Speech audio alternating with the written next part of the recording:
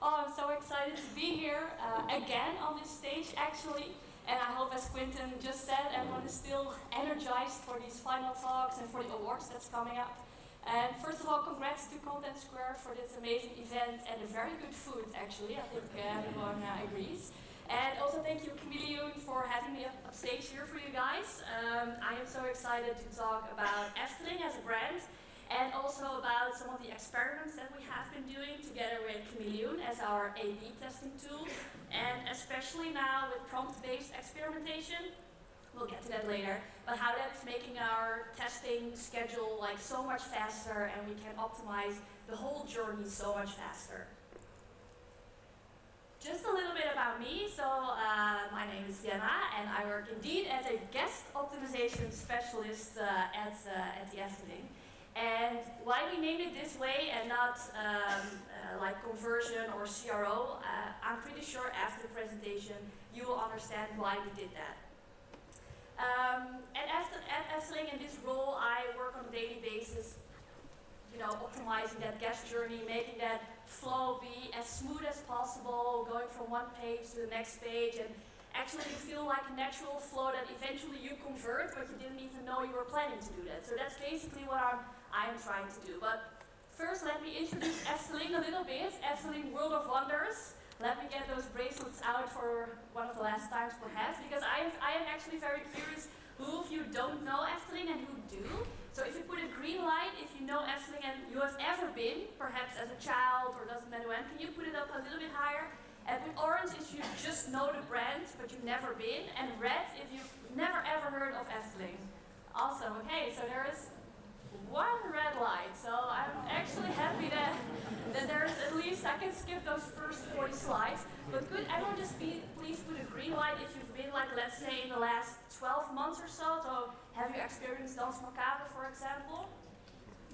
Okay, well, I'm happy to have had you. Okay, one red light, but I think there's more. So for us, that means there is still some optimization and some work to do to get you all guys coming in this year. We have amazing plans for summer, actually, and we have some new attractions opening up as well. Won't be going into detail of that for now, just taking a chance to optimize conversion whenever I can, of course. A little bit about the brand. So we started in 1952, and that means that next year we'll be celebrating our 75th birthday. Yay! So probably some nice celebrations coming up. From all of the theme parks in Europe, we are the number 3. And of course we aim to keep that position.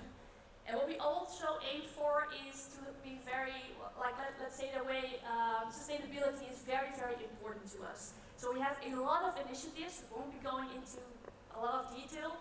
But in 2030, we aim to be climate neutral, and we want to be climate positive in 2032. So that's just actually a little bit of a fun fact.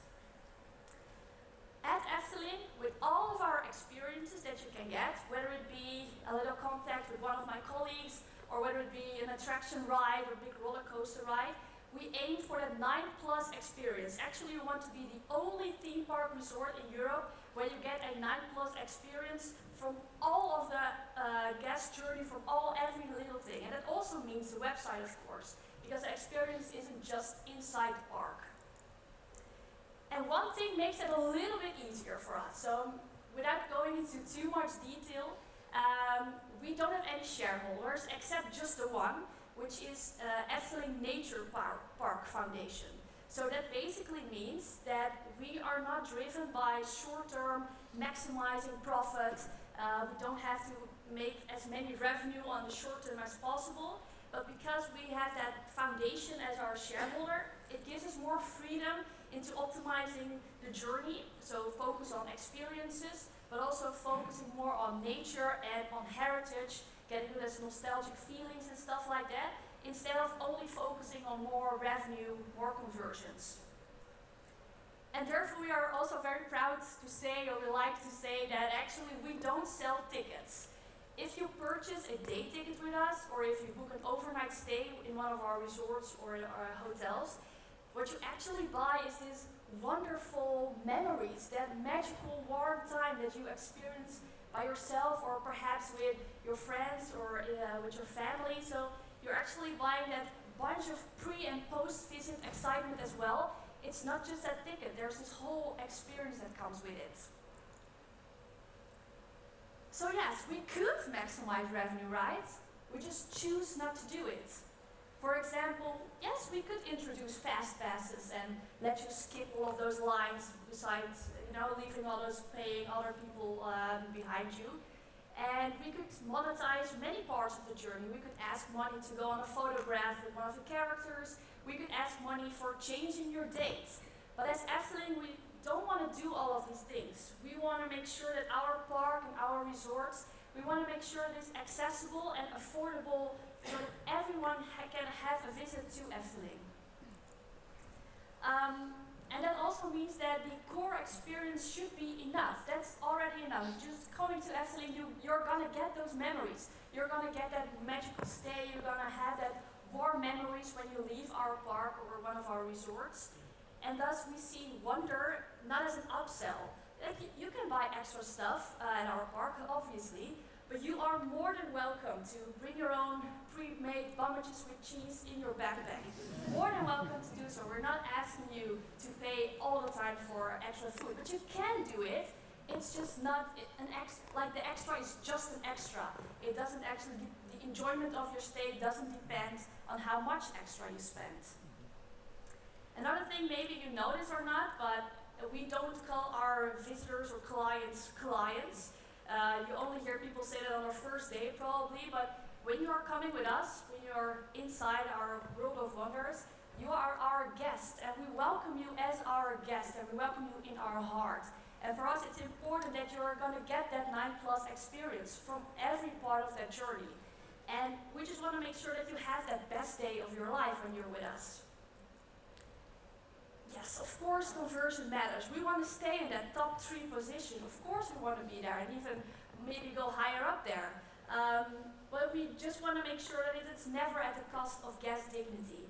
We want to make sure that we listen to our guests. We want to make sure that they feel welcome and they feel appreciated, that we are not pushing them towards spending more or whatever. We're just happy that you are here. We could do those quick and dirty conversions, but we want to build that long-term relationship with our guests so they will visit more often, for example. And thus, that's what we do. We listen to our guests. And I would say that if you truly care about your visitors, about your guests, that you do listen to them, listen to what they have to say. So that's why I fondly refer to myself as a guardian of guest voice. So what I mean by that is that I have many surveys running on our website. There's a lot of different flows and ways on our website to fill in a survey. I'm asking you like, hey, what did you think of this? Or can you explain a little bit how you think of that? And I am very proud to say that I read every single feedback line that comes in. And yes, of course, I know about those fancy AI summarizing your feedback. I just purposely don't use it because I want to read what that guest has to say. I want to read it word by word. I want to visualize what that person was going through. I want to feel that friction. I want to have that empathic and compassionate approach because only then I can communicate it through our organization as well. So I know there's a lot of departments within the Efteling that have me screenshotting guest feedback and saying, we have to do something, something's not up. And usually they respond with, wow, it's all there, the information is there, they are just not reading it, they're not understanding it. But then I just say, no, it's not them not understanding, it's us not listening. Even if it's only 5 persons, or even just the only one, if that one person we can make their experience become a 9+, we can do it for many more people. So I took a bunch of that feedback with you just to show you what's happening. I see a lot of doubt, I see a lot of hesitation, people have questions, they are wondering stuff, and I feel like that is friction, that's something that we can work on. So we took a bunch of that feedback and we put it into our home design of like home-based redesign. Now Sarah, you talked about your redesign of your homepage, and also Arthur, I'm not sure if he's still here. The big difference is that we do have a very cool A/B testing tool, namely Kameleoon. Unfortunately, we don't have Contentsquare yet, We did a redesign of our homepage based on all of that feedback. Of course, we did it also based on data. To be honest, that data was kind of hard to do because we had personalizations running. We didn't have Contentsquare, so that was kind of hard to do the data analysis. So we did a lot based on what we got from guest feedback. But 5 experiments we did with Kameleoon. We focused really on increasing visit depth. So we just thought, okay, we just need to get as many people just going from the one page to the next, and then, just like I said, naturally they will flow through that conversion. And we really focused on increasing trust and credibility, especially for international markets, because I see a lot of green lights, but there's this big world out there that has never heard of Efteling, and they are still deciding, will I go to Phantasialand, or maybe Europa Park, or to Efteling, or perhaps go to a cinema or a bowling area, right? We compete with very different activities. But also more on experience. You want to have a more brand immersive experience with videos and with sparkling graphics, for example. And also want to give more clarity. And basically I want to help with guidance, so make sure that people know what's the next step they are supposed to take. If they get lost somewhere, I want them to have a nice exit to see, for them to understand what's expected from them to do next. But here's the scary part. Those 5 experiments that we did, it was these ones, that took us 6 months in total. I could do a whole presentation about the redesign of our homepage because it's such a cool project, to be honest. But I won't do that now. I just want to show you that it's only 5 things we wanted to validate, but that just took so much time. And that's basically because we are very reliant on development capacity. There are other prioritizations in our company, of course. Sometimes vegan mayonnaise of nuggets are more important or have higher priority than the redesign of a homepage. And also, there's complex testing cycles. There's a lot of different departments that we need for our testing, and perhaps they don't have the capacity, or they do. We just have to work together, and usually that means that takes a lot of time to create just one single experiment. And that's why there needed something to change, and we are very happy that Kameleoon has introduced prompt-based experimentation. And just for a quick intermezzo, I'm going to invite Aisha on stage. She is from Kameleoon, and she's going to explain first what PBX is, so what prompt-based experimentation is. And then I'll come back to you guys, and I'm going to explain 3 experiments that are currently live on our website and how we built that with PBX. Here you go.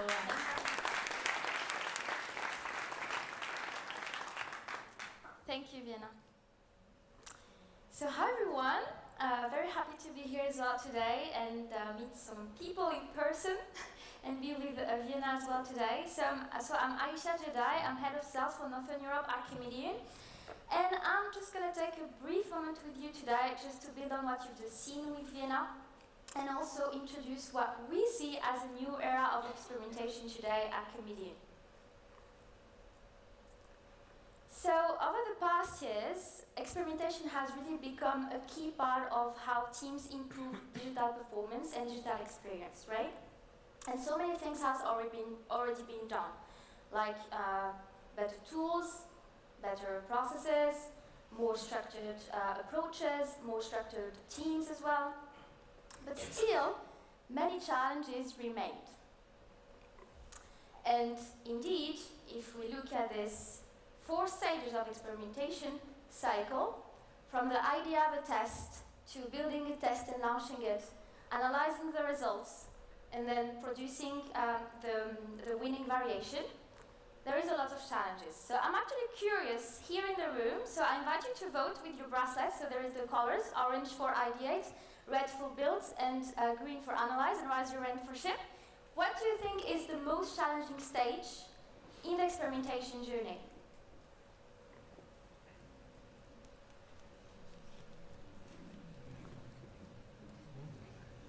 Alright, okay, I see a lot of red and some hands. Okay, that's quite diverse, that's interesting actually.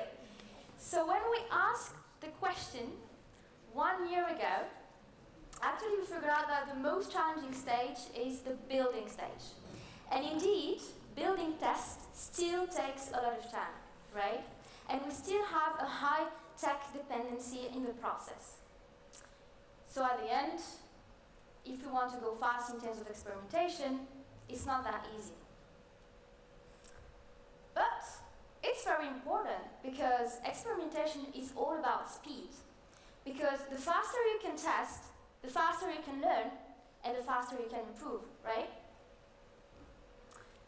So a few years ago, when generative AI emerged, it gave us a new perspective. And it was not only about how to improve what already exists, but also how to simplify and accelerate the whole process that you're seeing here.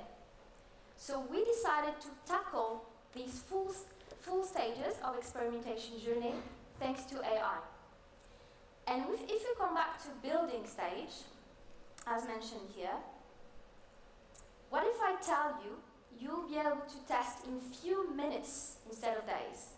And what if I tell you that your teams will be independent from tech teams in the full process of experimentation? So this is really what behind prompt-based experimentation and what we also call PBX at Kameleoon. And what you're about to see with Vienna now is how this new shift becomes reality with Efteling. Thank you. Okay, awesome, thank you. So now we're going to really dive into 3 experiments that we are currently doing on our live website. That will be the last part of this presentation as well, so just a little bit longer. The first one that I'm going to show you, so I just talked a little bit about redesigning our homepage, but the next phase that we are going to is redesigning our attraction page. So an attraction page is really the page where people start planning and start getting inspiration, like what kind of attractions does this theme park offer, what can I expect from a day? And naturally that inspiration should lead to planning and to hopefully converting. And what we don't want is that people, when they have arrived on the end of that page or are on, have watched several attractions, that they need to search for where can I find prices, or what can I do with overnight stays, for example. So what we really wanted to test here is, okay, let's just exploratively test what happens if we add a flow to conversion on our attraction pages, which was not there. There was no way to get into any of the conversion flows. And we wanted to do it with a tab bar that shows when, that is this one. But it was non-existent on our newer website.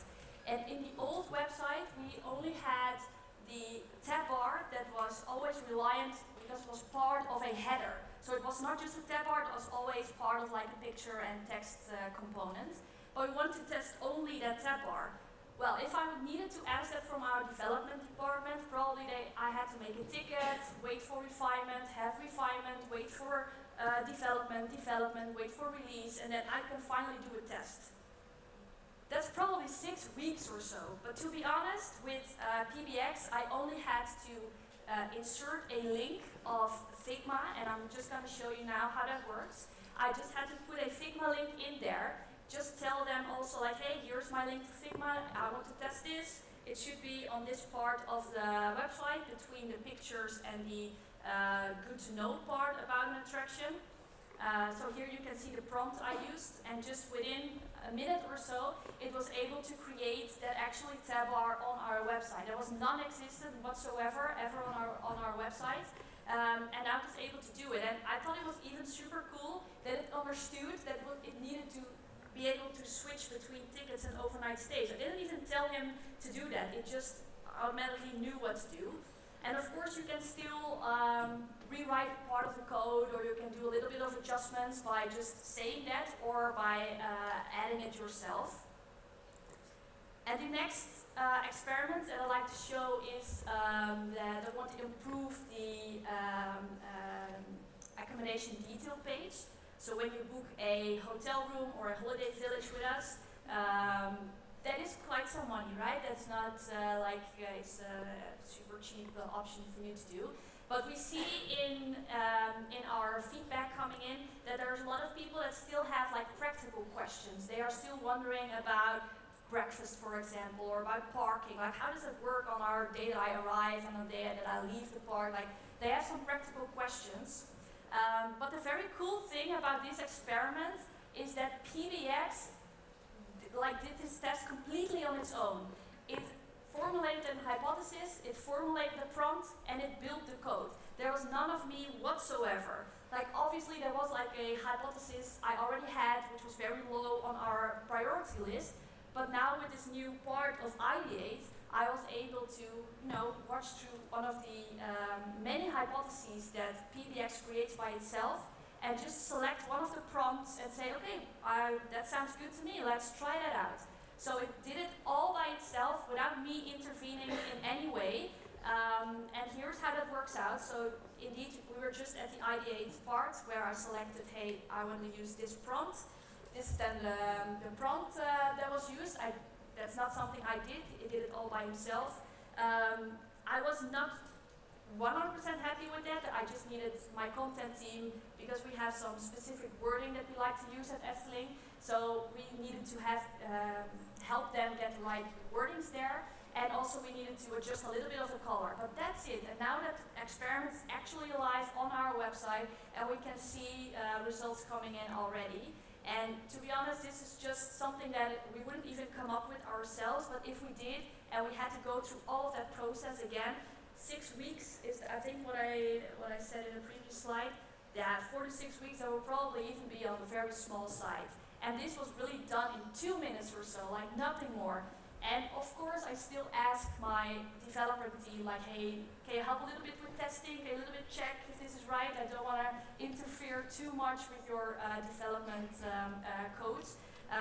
But there was no dev resource used at all. And the embedded part for me here is really that before people have to ask questions or like have to post questions, we already gave them some reassurance and some help here. And we already see in results, luckily, that is indeed helping out. So people are using those reassurances that we wanted. The final test that is also live on our website is in our ticket calendar, so for just for the day purchases. This is one that we built in Figma. The screenshot here is not completely what is live. This is more of a design part still. But what we did is that we see in feedback that there's a lot of people asking, like, hey, maybe you should also send the tickets via email and not just via app. But actually you already get it in email, so there's some confusion going on somewhere. So I was like, hey, maybe we should tell people that, hey, you get it in your email box right after you purchase your tickets, as well as changing your date. Because we say, hey, your ticket is valid for a year, but also you have to choose a date. So we could see some confusion with users, like, hey, I have to choose a date, but how does that work? So we wanted to explain, like, hey, you can still change your date for a year or so. So what we did here again is ask PBX. We just sent a Figma link into PBX, and it just built the code by itself. And basically what PBX is helping us do is just create experiments so much faster. And not just faster, it also creates experiments that we would otherwise perhaps never have done, because there is this priority list and there's limited capacity for development. So yeah, we have to make different choices here, and now we can do very fast, very higher cadence, higher testing volumes, and we are not that much reliant on development anymore. Indeed, so usually 4 to 6 weeks, but to be honest with PBX, some of the tests could be live in a matter of minutes, and that's just so mind-shifting for me, and it's going to fundamentally change how we look in our organization into experimentation and how we can get our organization happier to test stuff. I already have in meetings people from business units or from very marketing and sales departments having ideas that I would normally say, well, let's check if we ever want to do that. But now we have the chance to, at least try it out. So I'm now closing up my presentation. What I want to say here is that we went from a lot of doubt and a lot of hesitation within our guests, and we went to more wonder and more delight, because we can optimize those experiences that focus on empathy and that focus on that human part, create less friction and create even more smoother and more fun funnels even.